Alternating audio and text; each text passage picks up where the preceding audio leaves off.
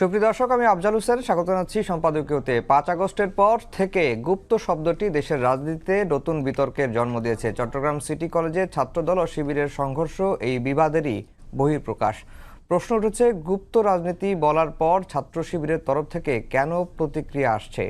যদিও ছাত্র সংগঠনটির দাবি, সরকারের ব্যর্থতা ঢাকতে ছাত্রদল এই ইস্যু তৈরি করছে। অন্যদিকে ছাত্রদল হামলার সম্পূর্ণ দায় শিবিরের উপর চাপিয়েছে। গুপ্ত রাজনীতির এই চর্চা এখন ক্যাম্পাস ও সোশ্যাল মিডিয়া ছাড়িয়ে জাতীয় সংসদে উত্তেজনা সৃষ্টি করেছে। প্রাসঙ্গিক বিষয় নিয়ে আমাদের আজকের সম্পাদকীয় ছাত্র রাজনীতিতে গুপ্ত সুপ্ত।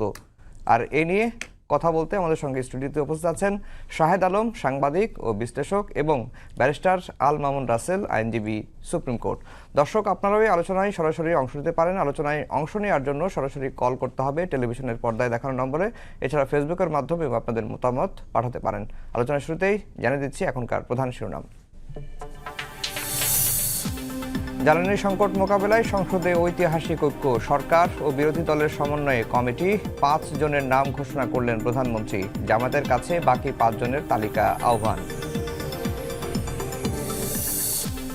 লোডশেডিংয়ে নাজেহাল জনজীবন, গ্রামের অবস্থা নাজুক। কারিগরির ত্রুটিতে এবার বন্ধ বড়পুকুরিয়া তাপ বিদ্যুৎ কেন্দ্র। সবাইকে সাশ্রয়ী হওয়ার পরামর্শ। ভাড়া বাড়ল ডিজেল চালিত গণপরিবহনে, কিলোমিটারে বেড়েছে 11 পয়সা। বেশি নিলে ব্যবস্থার হুঁশিয়ারি, নজরদারি না থাকলে নৈরাজ্যের শঙ্কা যাত্রীদের। সংরক্ষিত নারী আসনে বিএনপির ৩৬ মনোনয়নই বৈধ। স্বতন্ত্র একজনের মনোনয়ন গৃহীত। সরকারি চাকরি থাকায় ছিটকে পড়লেন জামায়াত জোটের মনিরা শারমিন। এবং ফেসবুকে পোস্ট নিয়ে শাহবাগে ছাত্রদল ছাত্র শিবিরের মধ্যে উত্তেজনা। পাবনায় ছাত্রদল ছাত্র শিবির ধাওয়া পাল্টা ধাওয়া, আহত অন্তত ৫।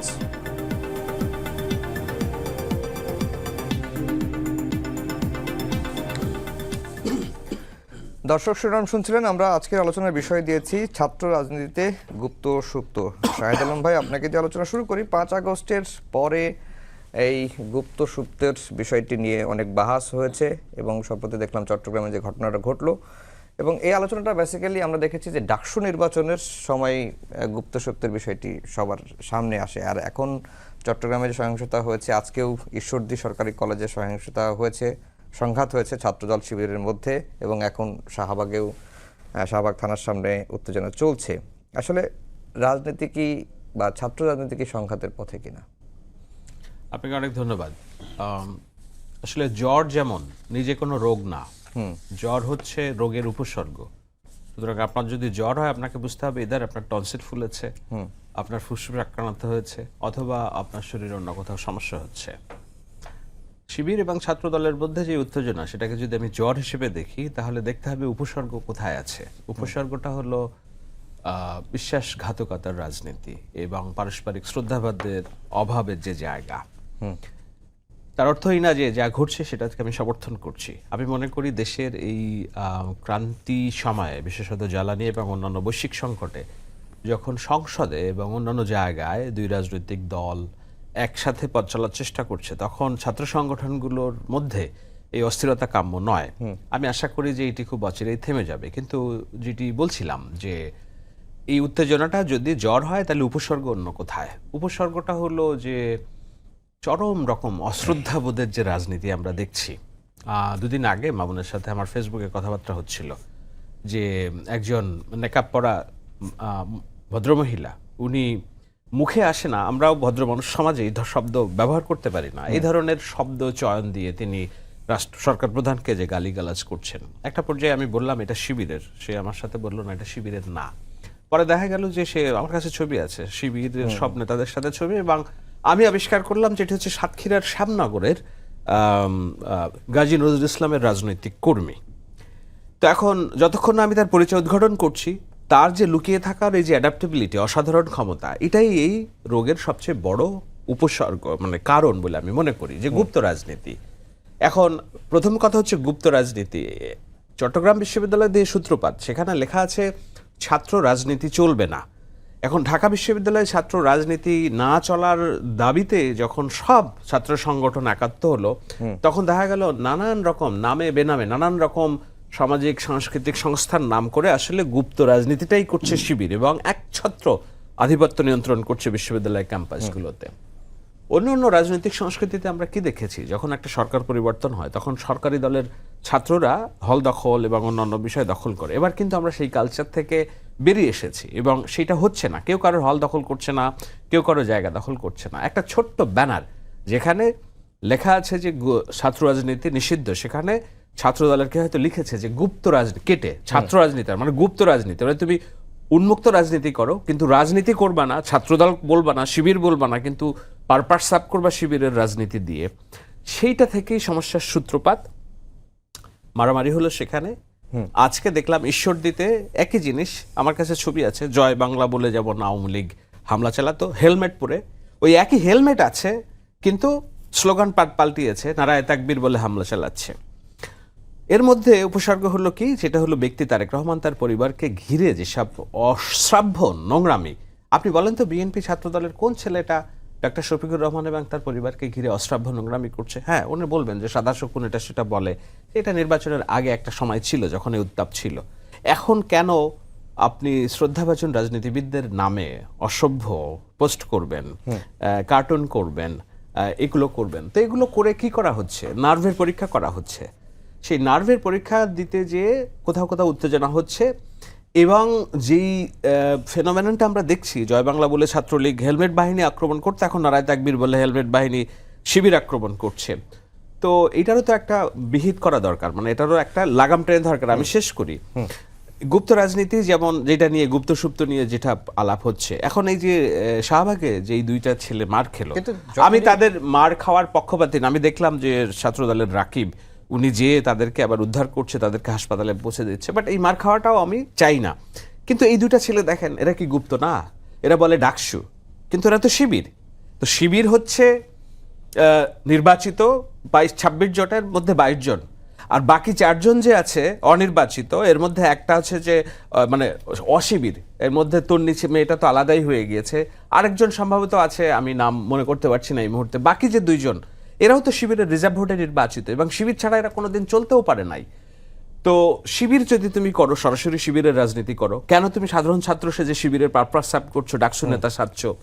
এইসব নানান অসন্তুষ্টি আছে। সেই অসন্তুষ্টির জায়গাগুলো যতক্ষণ না পর্যন্ত জাতীয় রাজনীতির অন্যতম নিয়ামক শক্তি ছাত্র শিবির অ্যাড্রেস করছে এবং সহনশীলতার রাজনীতি করছে, ততক্ষণ পর্যন্ত এই রোগ নানান উপসর্গ জটটা দিয়ে বের হবে। কিন্তু আমাদের লক্ষ্য রাখতে হবে যেন এটা মাত্রা ছাড়িয়ে না যায়, এবং এখানে হানাহানি প্রাণহানি এগুলো হলে কিন্তু দেশ সত্যিই খুব বিপদের সম্মুখীন হবে। জি রাসেল ভাই, যেটি শাহেদ ভাই শেষের দিকে বললেন যে কেন একজন সাধারণ ছাত্র বা শিক্ষার্থী শিবিরের পারপাস সার্ভ করছে বাট নিজেকে পরিচয় দিচ্ছে তিনি সাধারণ শিক্ষার্থী, এটি কেন করতে হবে? তুমি যদি ছাত্র দল করো বা ছাত্র শিবির করো বা ছাত্র ইউনিয়ন করো, ছাত্র ফেডারেশন করো, করতেই পারে, কিন্তু সাধারণ ছাত্র সেজে কেন এই কৌশলটা নিতে হবে? আচ্ছা, প্রথম কথা হচ্ছে অসংখ্য ধন্যবাদ আপনাকে। এই যে প্রশ্নটা করলেন সার্ভ করা, ধরুন আমি এই জামাতের পক্ষে কথা বলছি, কারণ আপনি যদি আমাকে বলেন আপনি জামাতে সার্ভ করছেন কিন্তু জামাতের পরিচয় দিচ্ছেন না কেন? শাহিদ ভাই বিএনপির পক্ষে কথা বলছে না, আপনি যদি আমাকে প্রশ্ন করেন শাহিদ ভাই আপনি বিএনপির পক্ষে কথা বলছেন কিন্তু বিএনপির পরিচয় দিচ্ছেন না কেন? আপনি তো বিএনপিকে সার্ভ করছেন। তার মানে কি সার্ভ করলেই আপনাকে আপনার পলিটিক্যাল পরিচয় না থাকলেও আপনাকে পরিচয় দিতে হবে? সার্ভ যে কেউ করতে পারে, আমিও করতে পারি, আমিও করতে পারি। আমি তাহলে তো আমার পরিচয় থাকবে আমি বিএনপি নেতা। এই যে রাশেদ খান আপনি দেখবেন সবসময় বিএনপি নেতা লেখা, যদি তার কোনো পোস্ট নেই কিন্তু লেখে বিএনপি নেতা। যদি সরাসরি করি তাহলে আমার নাম লেখা থাকবে যে আমি শাহিদ আলম বিএনপি নেতা বা আল মামুন রাসেল জামাত নেতা। আপনি তো আমার পেশাটাকে আমি মূল্যায়ন করি, আমি আমার পেশার পরিচয় দিতে আমি স্বাচ্ছন্দ্য বোধ করি। আজকে যে এই যে দুইটা ছেলে ওরা ডাকসুর যে পরিচয় দিতে স্বাচ্ছন্দ্য বোধ করে না, আপনি জোর করে তাকে শিবির নেতা বানাবেন, ছাত্রদল নেতা বানাবেন, সার্ভ তো অনেকেই করে। দেখেন, শব্দের রাজনীতি থেকে আমাকে বেরিয়ে আসতে হবে। শব্দের রাজনীতি 17-18 বছর আওয়ামী লীগ শব্দের রাজনীতি করেছে। আওয়ামী লীগ কাউকে যদি মারার প্রয়োজন হতো তখন তাকে শিবির জামাত ট্যাগ দেওয়া হতো। আওয়ামী লীগ যদি কোন হুজুরকে মারার জন্য প্রয়োজন হতো তখন তাকে জঙ্গি ট্যাগ দেওয়া হতো। আওয়ামী লীগ যদি কাউকে নাজেহাল করার জন্য চেষ্টা হতো তখন তাকে রাজাকার ট্যাগ দেওয়া হতো। ট্যাগ দিয়ে দিয়ে আপনি দেখেন বিশ্বজিতের মতো ছেলেকে শুধুমাত্র শিবির ট্যাগ দিয়ে হত্যা করা বৈধ হয়ে গিয়েছে। কারণ তাকে হত্যা করতে হবে, সে বলছে আমি হিন্দু, কত হিন্দু শিবির। তার মানে এই শব্দের রাজনীতি, এই শব্দের রাজনীতি 17-18 বছর দেখেছি আমরা, কিন্তু আবারও সেই শব্দের রাজনীতি শুরু হয়েছে। কিন্তু এখন একটা তার ছেলে সেই পরিবেশটা নাই। এখন কথা হচ্ছে পাঁচ শিবির, আমি আগস্টের পরে সেই ধরেন শিবির পরিবেশটা করে, এখন আর নাই। আপনি দেখেন প্রত্যেকটা ক্যাম্পাসে এখন যার যত জনশক্তি বেশি, যার যত ম্যান পাওয়ার বেশি, তার আধিপত্য বেশি ধরে। তাহলে একটা শিবির, সে কেন শিবির হয়েও সে শিবির পরিচয় দিবে না? আপনি যে হচ্ছে এই যে সাধারণ যারা আছে, যারা পছন্দ, যেমন 5টি ছাত্র সংসদ নির্বাচনে শিবির জয়লাভ করেছে, সাধারণ ছাত্ররা তাদেরকে পছন্দ করে দিয়েছে। এখন সাধারণ যারা পছন্দ করে ভোট দিয়েছে, আপনি যদি বলেন এদেরকে বলেন যে তোরা গুপ্ত শিবির, তাহলে এটা কি জাস্টিস করা হবে নাকি ইনজাস্টিস করা হবে? কারণ পছন্দ তো অনেকেই করতে পারে, পছন্দ তো অনেকে। এখন ছাত্র দলের বিষয়টা হচ্ছে, ছাত্র দল চায় তারা যে স্টাইলের রাজনীতি করে, শিবিরকে সে স্টাইলের রাজনীতি করতে হবে। কেন রে ভাই? ছাত্র দল হচ্ছে রাজনীতি হচ্ছে ব্যানার নির্ভর। কেউ কখনো নেতাও হয় নাই, কর্মীও হয় না, তারপরে লাগে সম্ভাব্য নেতা, সম্ভাব্য কর্মী। কেন? কারণ সে মনে করে ব্যানার রাজনীতিটা আমার জন্য, এটা হচ্ছে আমার পলিটিক্স। কারণ ব্যানার রাজনীতি আপনি দেখবেন যতগুলো ব্যানার পাবেন, পেস্টুন পাবেন, সব কোথায়? বাজারে। কেন বাজারে? আপনি কেন বাজারে? বাজারে ব্যবসায়ীদেরকে বুঝায় যে আমি হচ্ছে ছাত্রদলের নেতা, তোরা যে কোনো প্রবলেম আমার কাছে আসবি, আমার প্রবলেমের তোর কাছে যাবো। আপনাদের চাঁদাবাজিগুলো হয় কেন হয় জানেন? এই শুধুমাত্র ব্যানারের কারণে। আপনি ব্যানারের রাজনীতিটা বন্ধ করে দেন, দেখবেন 80% চাঁদাবাজি বন্ধ হয়ে যাবে। এখন কথা হচ্ছে, আমি ছাত্রদল ব্যানার লাগাবো, শিবিরকেও ব্যানার লাগাইতে হবে কেন? আমি ছাত্রদল ব্যানার লাগাবো, শিবিরকে একই স্টাইল পলিটিক্স কেন করতে হবে? প্রত্যেকের রাজনীতি আলাদা। আপনি দেখেছেন যে চট্টগ্রামে যেটা হয়েছে, চট্টগ্রামে গুপ্ত লেখার কারণে কিন্তু প্রত্যেকটা আলাদা, গুপ্ত লেখার কারণে কিন্তু সংঘর্ষ হয় নাই। গুপ্ত লেখার কারণে গুপ্ত যখন লিখেছে, ওই সিটি কলেজের সভাপতি নিজে গুপ্তের সামনে দাঁড়িয়ে ছবি তুলেছে, সে ছবি তুলে সে এটাকে ফেসবুকে দিয়েছে। এটা নিয়ে কোনো রিয়েকশন হয়নি। রিয়েকশনটা হয়েছে যখন শিবিরের বিভিন্ন ব্যানার, আপনি জানেন ওই কলেজটা হচ্ছে ছাত্রদল এবং ছাত্রলীগ অধ্যুষিত কলেজ। সে কলেজে শিবিরের সভাপতি তারা বিভিন্ন পেস্টুন ব্যানার লাগিয়েছে, শিবিরের বিভিন্ন শুভেচ্ছা জানিয়ে ব্যানার লাগিয়েছে, ছবি সম্বলিত না, শুভেচ্ছা জানিয়ে, যে পরীক্ষার্থীদের শুভেচ্ছা জানিয়ে সেই ব্যানারগুলো ছেঁড়া হয়েছে। পরবর্তী তারা গিয়েছে অভিযোগ দেওয়ার জন্য, সে অভিযোগ দিতে গিয়েছে, সেখানে আক্রমণ করা হয়েছে। এখন কথা হচ্ছে শিবির, এরপরে শিবির কেন ডিফেন্স নিয়েছে, শিবির কেন ডিফেন্স নিয়েছে, এই জন্য এখন অপরাধ হয়ে গেছে। তাহলে আপনাকে বুঝতে হবে, সেখানে তো গুপ্তের জন্য কোনো হয়নি, গুপ্তের জন্য সংঘর্ষটা তো হয়নি। আপনি দেখেন আজকে যে ঢাকা বিশ্ববিদ্যালয়ের যে ঘটনাটা হয়েছে, ঢাকা বিশ্ববিদ্যালয়ে মাহমুদ একটা ডাকসুর সদস্য ছিল, সে হচ্ছে তার ফেসবুক আইডিটা দিয়ে আমাদের প্রধানমন্ত্রীর মেয়ে জাইমা রহমান নিয়ে একটা বাজে একটা পোস্ট হয়েছে, যে কোনো একটা আইডি থেকে, বট আইডি থেকে। সে আইডিটাকে সেখানে মাহমুদের, আমি আপনাকে স্ক্রিনশটটা আপনাকে দেখাই। স্ক্যানার রিউমার যারা স্ক্যান করে তারা বলেছে এটা ছিল ভুয়া। দেখেন আমি আপনাকে দেখাই, আপনার যদি মিডিয়ার জন্য সুবিধা হয়, দেখেন এডিটেড স্ক্রিনশট যদি দেখার সুযোগ হয়, এডিটেড স্ক্রিনশট মূল পোস্টকারীর এখানে মাহমুদের জায়গাটা মাহমুদকে এখানে বসিয়ে দিয়েছে, কোনো ধরনের তদন্ত ছাড়া মাহমুদকে খোঁজা শুরু করেছে ছাত্রদল মারার জন্য। অথচ তার ফেসবুক আইডিতে এটা নেই, এই পোস্টটা নেই, খোঁজা শুরু হয়েছে। পরবর্তীতে ডাকসুর নেতারা গিয়ে, এই জুমা সহ ডাকসুর এই যে জোবায়ের এবং এরা গিয়ে শাহবাগ গিয়ে জিডি করতে গিয়েছে আত্মরক্ষার জন্য। সেখানে গিয়ে থানার ভিতরে তাকে যেভাবে মারা হয়েছে, আমরা ছাত্রলীগকে মনে করে দেয় আমাদেরকে, নুরুকে যেভাবে মারা হয়েছে সেভাবে আজকে তাদেরকে আঘাত করা হয়েছে থানার ভিতরে। আপনি প্রত্যেকটা মিডিয়া দেখেন, আপনি কালের কণ্ঠ ডিরেক্ট আপনার এই পোস্ট ছাপিয়েছে যে থানার ভিতরে তাকে আক্রমণ করা হয়েছে। এখন কথা হচ্ছে, আপনি থানার মধ্যে যদি কেউ নিরাপদ না থাকে, এটা তো আমার কাছে কেন যেন মনে হচ্ছে জানেন, প্রথমে যেটা আমি আমাদের সরকারের, বর্তমান সরকারের যে ব্যর্থতাগুলো আছে, এই যেমন জুলাই সনদ, এই যে গণভোট অধ্যাদেশ বাতিল করা, এই যে গ্যাসের সমস্যা, তেলের সমস্যা, এই যে বিদ্যুতের সমস্যা, এগুলো ঢাকতে ছাত্রদলকে মাঠে নামিয়ে দেওয়া হয়েছে। এবং ছাত্রদলকে মাঠে নামিয়ে দিতে আমরা কিন্তু দেখেছি, আপনি দেখেছেন এই একটা ভিডিও, আপনার একটা ছবি সে করেছে, তাহলে আপনি তার বিরুদ্ধে মামলা করেন, আপনি নিজ হাতে আপনি এই নিয়ে নিবেন তার বিরুদ্ধে। জি, এই যে রাসেল ভাই যেটি বললেন যে শব্দের রাজনীতি, আগে আওয়ামী লীগের সময় শিবির ট্যাগ দিয়ে, রাজাকার ট্যাগ দিয়ে যাকে তাকে হত্যাযোগ্য করা হতো, মেরে ফেলা হতো, সেগুলো থেকে তো আমরা বের হয়ে আসতে পারছি না এখন পর্যন্ত। ওকে, এটা যেটা বলছে, তো সেটা যদি বের হয়ে না আসতে পারি তাহলে কার দোষ? একটা হইল যে যেই ধরনের রাজনীতি তারা করছে, এটাকে কি বলে আপনার, আমি একটা ছবি আপনাকে দেখা, আমি যে বললাম যে একই জিনিস, এইটার দেখেন ওই হেলমেট ঠিকই আছে, হ্যাঁ, হেলমেট কারা পরতো, কারা পরে কোপাকুপি করতো, হেলমেট এবং এই যে নারায়ে তাকবীর স্লোগান দিয়ে পাবনাতে আক্রমণ হচ্ছে। এখন আপনি আওয়ামী লীগ ছাত্রলীগের কালচার ফিরিয়ে আনবেন, আবার আপনি বলবেন যে নিষ্পাপ সাজবেন, সেটা তো খুবই মানে স্ববিরোধিতা। এটা কোথা থেকে উৎপন্ন হয়েছে? একটা ফালতু ছাগলের 3 নম্বর বাচ্চা, পঞ্চগড়ের এক রাজনীতিবিদ, যার জন্মই হয়েছে জিয়াউর রহমান তার বাবাকে মৃত্যুদণ্ড থেকে ক্ষমা করার পরে, ক্ষমা করেছেন 81-তে, তার জন্ম হয়েছে 84 সালে। এইরকম একটা অর্বাচীন জিয়াউর রহমানের সন্তানকে কুলাঙ্গার বলে গালি দেয় এবং সেটা জামায়াতের ইন্ধনে হয়। জামায়াতের আমির এইটার জন্য দুঃখ প্রকাশ করেন নাই যে না, আমাদের অ্যালায়েন্সের একজন রাজনৈতিক কর্মীর এইভাবে কথা বলা উচিত না, বরঞ্চ তার পক্ষ নিয়ে কথা বলেছে। এখন এই অর্বাচীনটা যেই শব্দ ব্যবহার করেছে, সেই শব্দ পলাতক শেখ হাসিনা ব্যবহার করত, বলেছে, আপনারা হিস্ট্রি রেকর্ডে।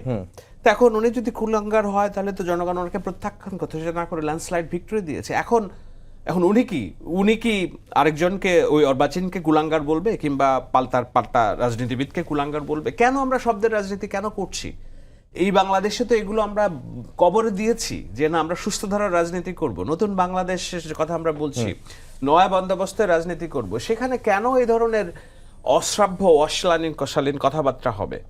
কেন হিজাব নেকাব পরে, কেন মুখে উচ্চারণ করা যায় না এইসব শব্দ আমরা আনবো? কেন সভ্য সমাজের প্রচলিত প্রতিবাদের জায়গা ছেড়ে আমি কেন এডিটেড পিকচার দিয়ে রাষ্ট্রপ্রধান তার পরিবারকে জড়িয়ে কথা বলবো? তো এগুলো তো মনে হয় প্রকাশ্য ইন্ধন হচ্ছে কোথা থেকে, এবং এটা হচ্ছে যে ইগনোরেন্স হ্যাজ কনসিকুয়েন্স। এইটা জামায়াত ইসলাম এবং যারা এই রাজনীতিটা করছে তারা কন্টিনিউয়াসলি তারা ইগনোর করছে যে না, এই সমস্যাটা, আমি যে বললাম জ্বর কোনো রোগ না, জ্বর অন্য রোগের লক্ষণ। তো এই যে মারামারি অস্ত্রগুলো হচ্ছে কেন? It's been going on for few days. এবং রাষ্ট্রপ্রধান, দুঃখিত, সরকার প্রধানের তরফ থেকে আমরা দেখছি যে এটা অর্থাৎ মিনিমাইজ করার একটা চেষ্টা অব্যাহত আছে। আজকে খুব দেখলাম সংসদে বিরোধী দলীয় নেতাও ওনারা বলেছেন যে আমাদের 5 সদস্যের একটা কমিটি করে দেন, আপনারা করেন, আমরা জ্বালানি সংকট মিলে এই মুখের তিতা আমরা মিশাই ফেলি, বরঞ্চ সুন্দরবনের মধু আমরা প্র্যাকটিস করি। সেটা বলছেন, ঠিক আছে, আমরা দেখতে পাচ্ছি যে টপ থেকে এটা এস করার চেষ্টা হচ্ছে, কিন্তু ফর লাস্ট 2-3 উইকস রাজনীতিতে যেসব ন্যাক্কারজনক ঘটনা ঘটেছে, আমার ধারণা এই উত্তেজনাটা তারই একটা ফলাফল।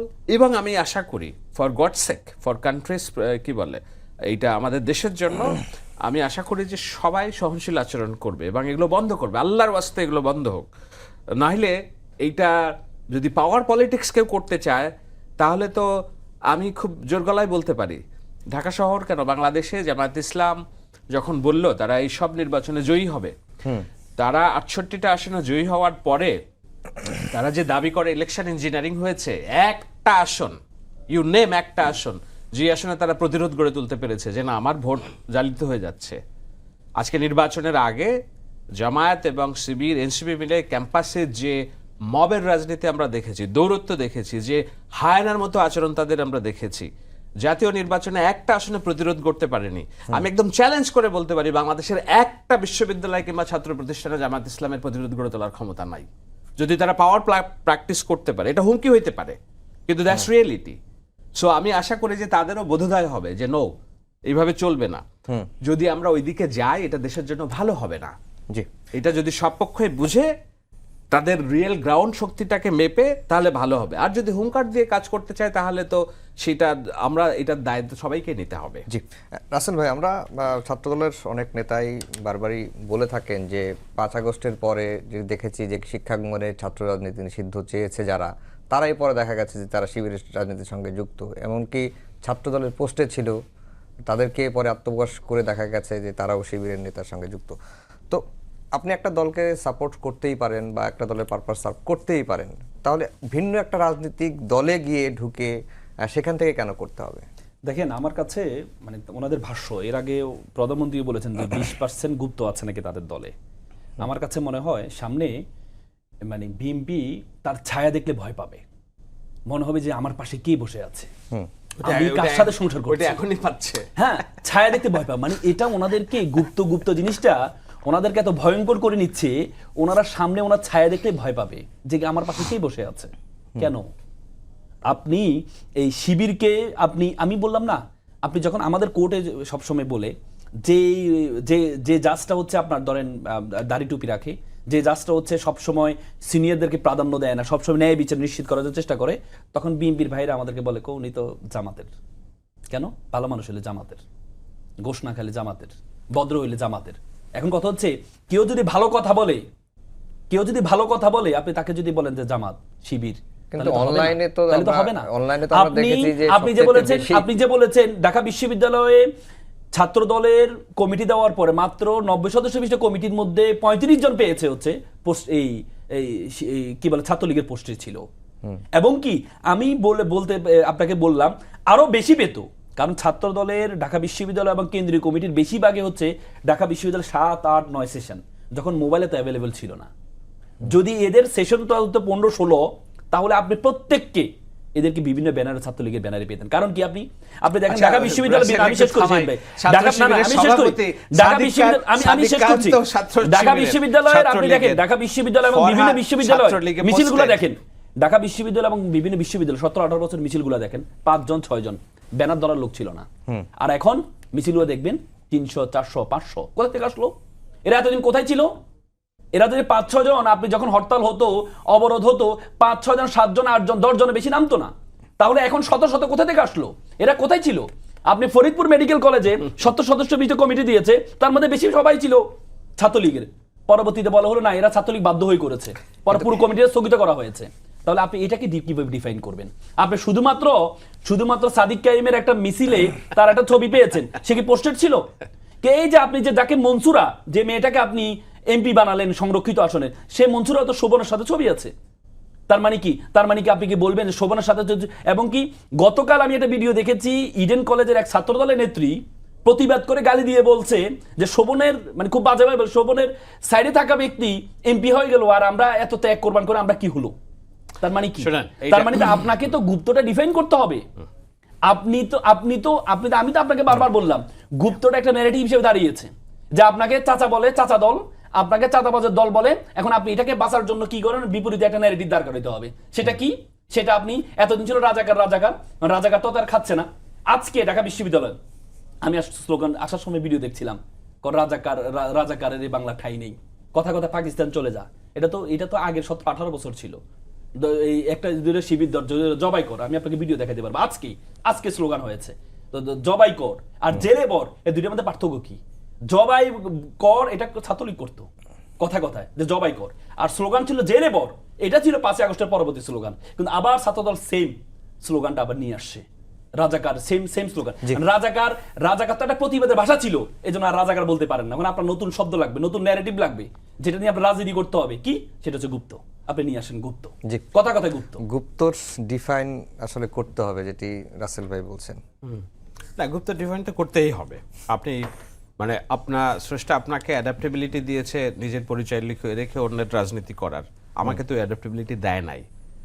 সাদিক কায়েম জয় বাংলা স্লোগান দিয়েছে, আমার স্নেহের ছোট ভাই। ফরহাদ জয় বাংলা স্লোগান দিয়েছে, ছাত্রলীগের পোস্টেড নেতা ছিল, প্রথম আলো রিপোর্ট হয়েছে। উনি তো বললেন যে ছাত্র দলের যদি অন্য কমিটিগুলো প্রকাশ হতো, ছাত্র দলের তো অল কমিটি প্রকাশিত, এবং একটা কমিটি তো নাই যে অপ্রকাশিত। 7 বছর পর একটা কমিটি দেয়, ঠিক আছে। ছাত্র শিবিরের গত 15 বছরের কমিটি প্রকাশ করার জন্য ছাত্র দল কতবার বলছে যে এটা আমরা জানতে চাই। নো, ওটা করা যাবে না, কারণ করলে দেখা যাবে যে আজকের বেশটা, আমি নাম বলবো না, অনেকেই ছোট বড় ভাই আছে, প্রতিষ্ঠিত আইনজীবী আছে, ছাত্র শিবির থেকে আসছে, দেখা যাচ্ছে এরাও শিবিরের ছাত্রলীগের রাজনীতি করছে এক সময়, ইটস প্রুভেন। সো এই জন্য তো ওপেন রাজনীতি করতে হবে, এবং এই ওপেন রাজনীতির দাবিটা তো শুধু ছাত্রদল একা করছে না। আপনি দেখবেন ছাত্র 9 দফার যে ঘোষক বলা হয় আব্দুল কাদের স্পষ্ট বলছে, মামা ভাতে বলছে ওপেন রাজনীতি করতে হবে। সো ওপেন রাজনীতিটা করতে দোষ কোথায়? নাকি তারা ভাবছে যে তাদের আবারও গুপ্ত হয়ে যেতে হবে, মানে আবারও লুকিয়ে ফেলতে হবে নিজেকে?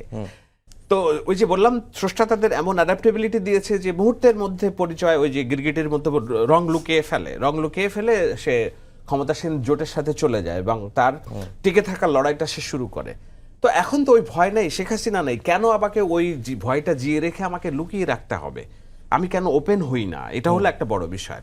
এখন ও আরেকটা বিষয় যেটা হলো, আমি এই আলোচনাটা বেশিক্ষণ থাকতে চাই না, কিন্তু যেটা হলো যে দেখেন এগুলো বললে ইনজাস্টিস হবে। মনসুরার কথা যেটা বললো, Mansura is one of the firstest character যাকে আমরা দেখছি যে ওপেন ফাইট, যে the war has begun dictator.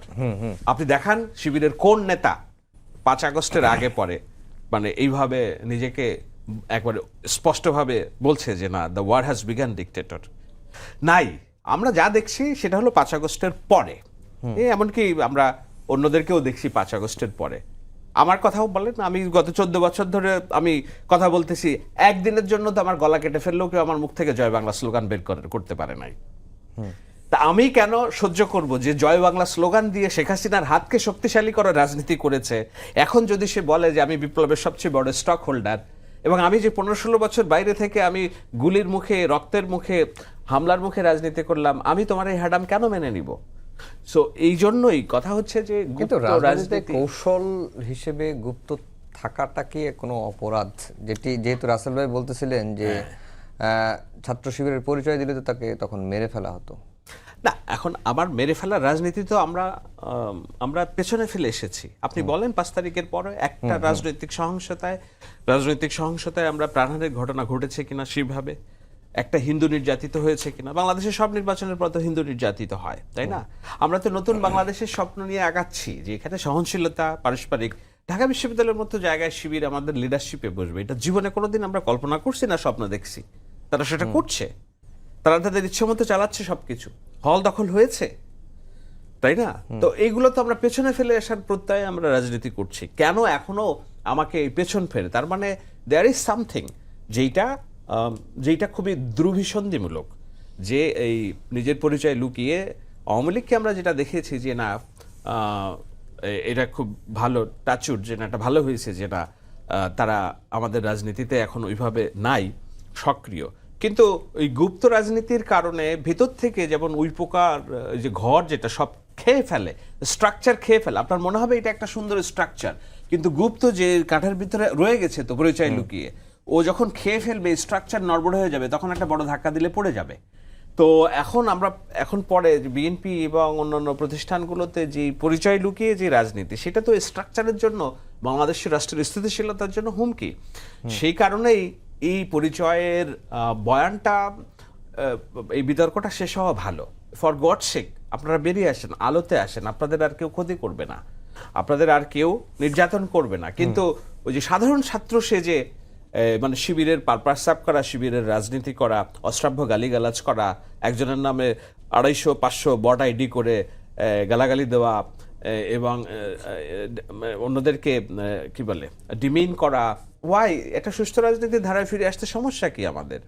জি, রাসেল ভাই, তাহলে লাস্টের যে বক্তব্যটা শাহেদ ভাইয়ের, যে অশ্রাব্য ভাষায় গালিগালাজ, বট আইডি খুলে চরিত্র হরণ করা, নানা রকম বিষয়গুলো আমরা দেখছি যে 5 আগস্টের পরে সবচেয়ে বেশি অভিযুক্ত করা হয় ছাত্র শিবির বা জামায়াতের নেতাকর্মীদের, এবং সেটি বরাবরই এই জামায়াত এবং ছাত্র শিবির তারা অস্বীকার করে আসছে। আর আরেকটি বিষয় হচ্ছে নিজের পরিচয় লুকিয়ে আসলে রাজনীতি করা, এটি দুরভিসন্ধিমূলক কিনা, যে পরিস্থিতি আবার খারাপ হলো, আমরা আবার আন্ডারগ্রাউন্ডে চলে গেলাম। দেখেন, আপনার এই যে এইগুলো তৈরি করে, বিভিন্ন ছবিগুলো তৈরি করে বা ফটো কার্ড তৈরি করে, এটা কি বিপরীত পক্ষ থেকে আমরা দেখি না? এই যে মার্জিয়া আপা, তিনি একজন এমপি, সংরক্ষিত আসনে এমপির জন্য হয়েছেন, ওনার একটা ছবি ড্যাফোডিল ইউনিভার্সিটি একটা লেকচার দিচ্ছেন, ওনাকে জিন্স প্যান্ট পরিয়ে সব জায়গায় ছড়ানো হয়েছে। এটা কি? এটা অবশ্যই ঘৃণ্য। আপনি সিরাজগঞ্জে এই সিরাজগঞ্জের একটা ঘটনা, যে জামাতের একজন নেতা নাকি বলেছেন যে আওয়ামী লীগের যারা পুরুষরা চলে গেছেন, তাদের স্ত্রীরা হচ্ছে আমাদের জন্য গনিমতের মাল। একটা ছবি বানিয়ে হাজার হাজার শেয়ার, জাহাঙ্গীরনগর বিশ্ববিদ্যালয়ের শিক্ষিকা নাহারিন আপার মতো ব্যক্তি এটা শেয়ার করে, এটা উনি এই টকশোর মধ্যে বলেছেন, পরবর্তীতে ওনার বিরুদ্ধে মামলাও হয়েছে।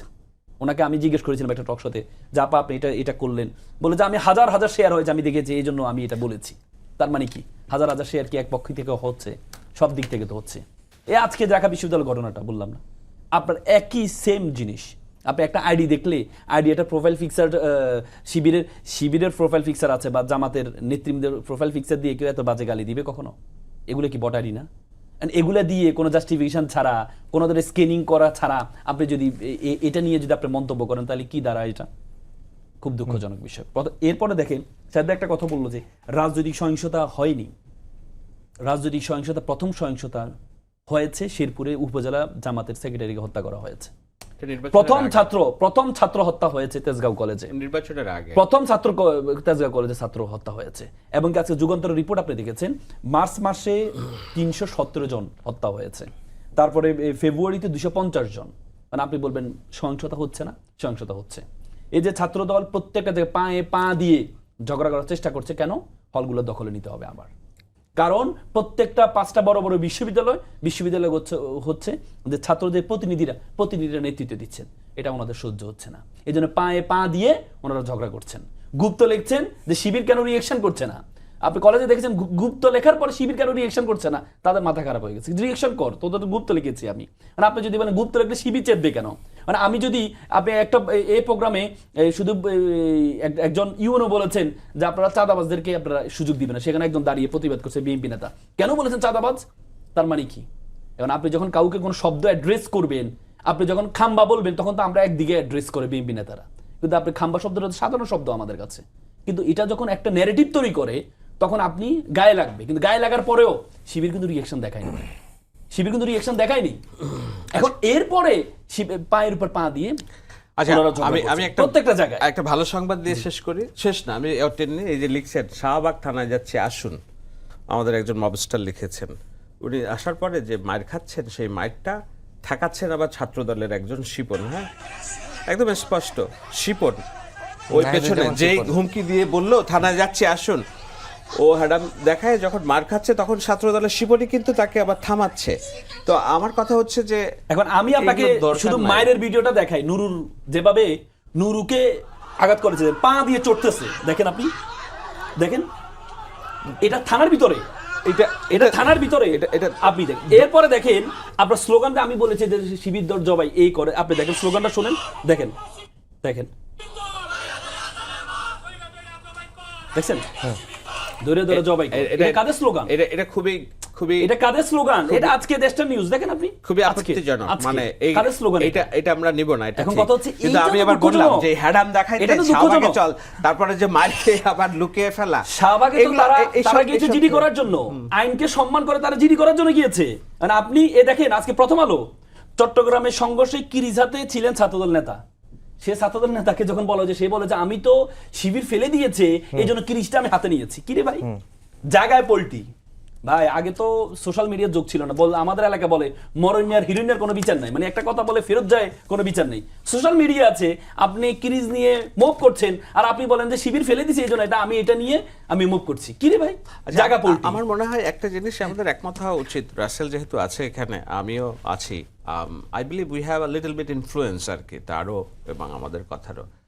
আপনি কি দলের কাছে আবেদন করবেন কিনা যে দল হিসেবে জামায়াত ইসলামের এরকম ক্র্যাশ প্রোগ্রাম নেওয়া উচিত, যে তাদের যে গুপ্ত এবং বট আইডির যে রাজনীতি এবং গালাগালি অশ্রাব্য শব্দ চয়নের, এটা তো is contrary to Islamic values এবং এটা যায় না। তারপর কোনো নারীকে দেখলে তাকে তার চরিত্র হনন করা, এটা করা, এটা তো ইসলামিক ভ্যালুজের এগেনস্টে।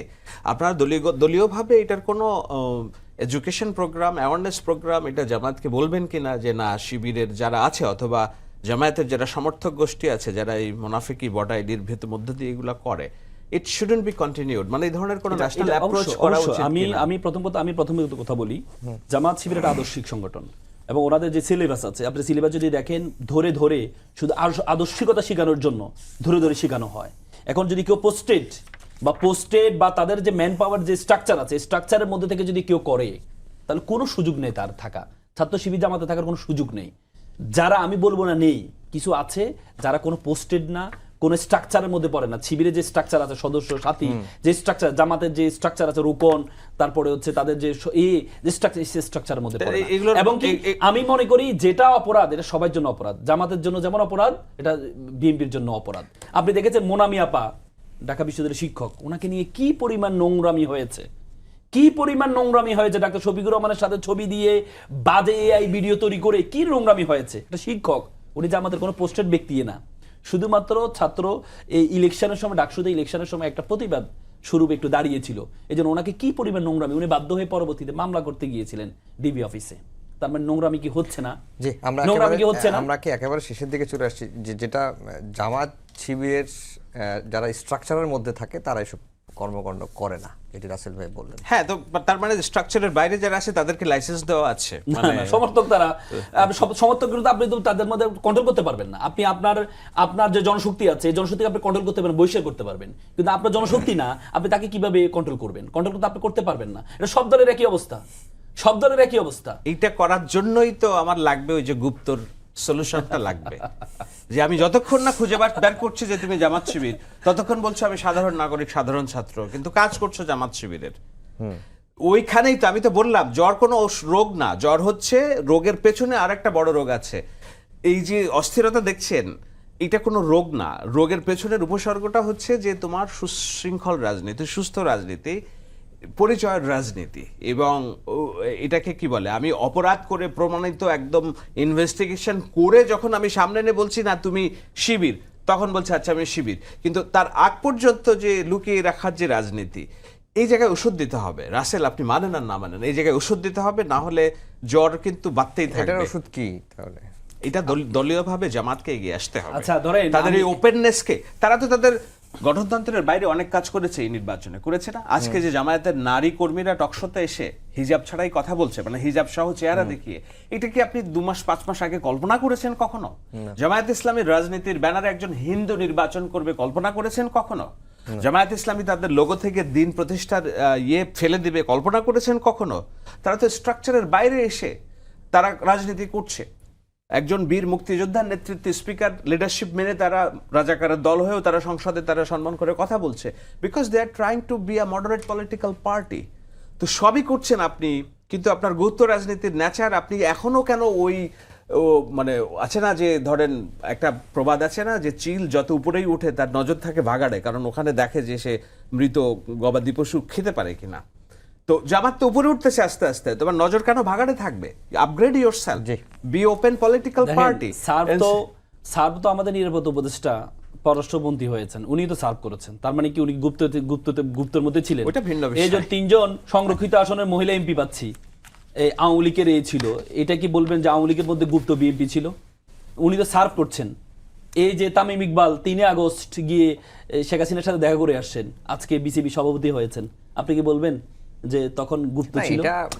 আপনি যদি সার্ভিং মানে কেউ সার্ভ করছে না, আপনি যদি সার্ভ করছে, সার্ভ করে বলে আপনি যদি তাকে ডিফাইন করেন, তাহলে তো সম্ভব না। এটা দুইজনকে অসংখ্য ধন্যবাদ।